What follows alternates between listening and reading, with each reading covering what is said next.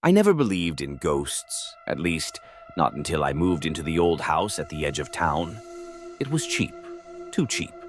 The kind of place that looked too good to be true, and for good reason, I would come to realize. It was a large, crumbling structure with peeling paint and overgrown ivy creeping up the sides. The floors groaned beneath my feet.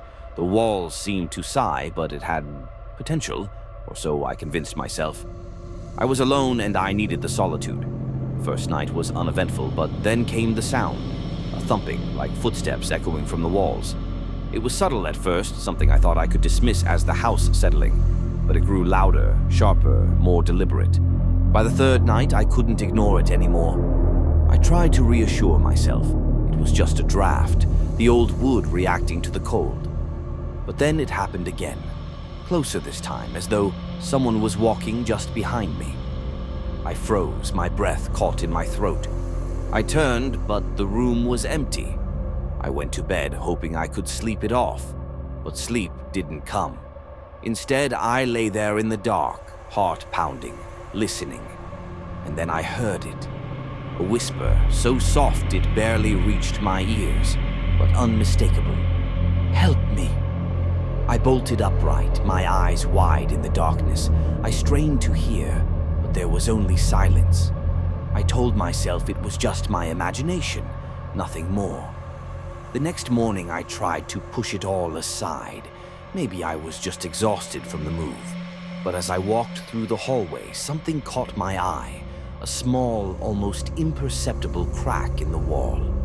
I pressed my fingers to it, and the wall gave way.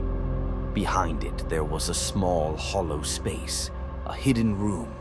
My heart raced as I peered inside, and the sight made my stomach drop. Old, rotting furniture, covered in dust, and the walls. They were lined with old newspaper clippings, photographs of people I didn't recognize. But the worst part was what was on the floor. Scratches, deep and frantic, like someone had tried to claw their way out. I stepped back, nausea rising in my throat. That's when I noticed it.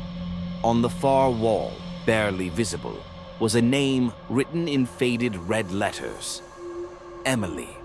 I don't know why, but I reached for the old photo album on the dusty shelf. It was filled with pictures of a young girl, her face hauntingly familiar. There was one image that stood out, the same name, Emily, etched beneath it. She looked like she was smiling, but her eyes were empty, hollow. A cold shiver ran down my spine. I tried to leave, to walk away, but the house wouldn't let me.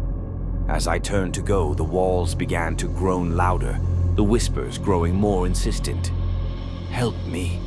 And then, the footsteps started again, louder this time, right behind me. I could feel them, pressing against my back, but when I spun around, nothing was there. The walls seemed to close in, and I realized with a horrible certainty that I wasn't alone. I tried to escape, but the door wouldn't open. I was trapped, and as the whispers grew louder, I understood the truth. I wasn't in the house alone. Emily was here too, and she wasn't going to let me leave.